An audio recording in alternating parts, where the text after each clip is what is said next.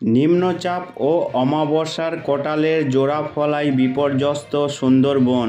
রাতভর নাগাড়ে ভারী থেকে অতি ভারী বৃষ্টি ও ঘন্টায় 50 কিমি বেগে দমকা বাতাস বইছে দক্ষিণ 24 পরগনা জেলা জুড়ে। সকালেও দুর্যোগ অব্যাহত। দুর্যোগের জেরে পাথর প্রতিমার গোবর্ধনপুরের উপকূল এলাকা নতুন করে প্লাবিত হয়েছে। টানা কয়েকটি কোটালের সমুদ্রের বাঁধ ভেঙে নোনা জল ঢুকছিল এই এলাকায়। এরপর সাময়িকভাবে মাটির রিং বাঁধ দিয়ে জল আটকানোর চেষ্টা করে প্রশাসন, কিন্তু জলোচ্ছ্বাসের জেরে নতুন করে প্লাবিত হয়েছে পুরো এলাকা। জলমগ্ন 50টিরও বেশি বাড়ি। এছাড়াও দক্ষিণ 24 পরগনা জেলার সুন্দরবন এলাকা জলমগ্ন, বিঘের পর বিঘে জমি। দ্রুত জল না সরলে আমন চাষ ও মরশুমি সবজির ব্যাপক ক্ষতির আশঙ্কা থাকছে। আগামী কয়েকদিন এই দুর্যোগের পূর্বাভাস দিয়েছে হাওয়া অফিস। সেই ক্ষেত্রে সুন্দরবনের সাগর, নামখানা, গোসাবা, পাথর প্রতিমা, কুলতলির বেহাল বাঁধ নিয়ে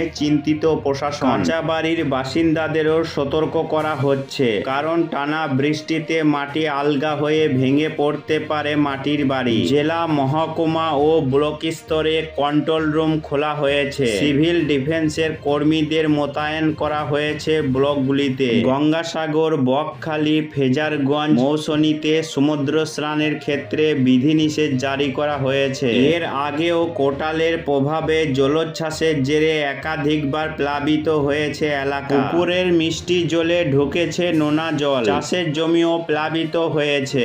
মাটির বাঁধে আর কাজ হবে না, সবই নরম আলগা হয়ে গিয়েছে। যে কোনো সময় ধস নামতে পারে, তাই প্রয়োজন কংক্রিটের বাঁধের। সুন্দরবন ও সংলগ্ন এলাকায় গত 24 ঘন্টায় 100 মিলিমিটারেরও বেশি বৃষ্টিপাত হয়েছে। আলিপুর আবহাওয়া দপ্তর জানিয়েছে, উত্তর উড়িষ্যা, ঝাড়খণ্ডে ঢুকে শক্তি হারিয়েছে নিম্নচাপ। কিছুটা দুর্বল হওয়ায় নিম্নচাপের প্রভাব ক্রমেই কমছে পশ্চিমবঙ্গে। আজ শনিবার থেকে সোমবার পর্যন্ত বৃষ্টির পরিমাণ ও তীব্রতা কিছুটা কমবে বলে জানিয়েছে হাওয়া অফিস। আগামী সপ্তাহের শুরুতে ফের বৃষ্টি বাড়বে বাংলায়। মঙ্গলবার থেকে ভারী থেকে অতি ভারী বৃষ্টির সতর্কতা দিয়েছে আবহাওয়া দপ্তর। 24 পরগনায় অতি ভারী বৃষ্টির সতর্কতা রয়েছে। আগামী সপ্তাহে কলকাতা, হাওড়া, হুগলি, পূর্ব বর্ধমান ও 2 মেদিনীপুরে ভারী বৃষ্টির পূর্বাভাস দিয়েছে আবহাওয়া দপ্তর। বৃহস্পতিবার রাত থেকেই শুরু হয়েছিল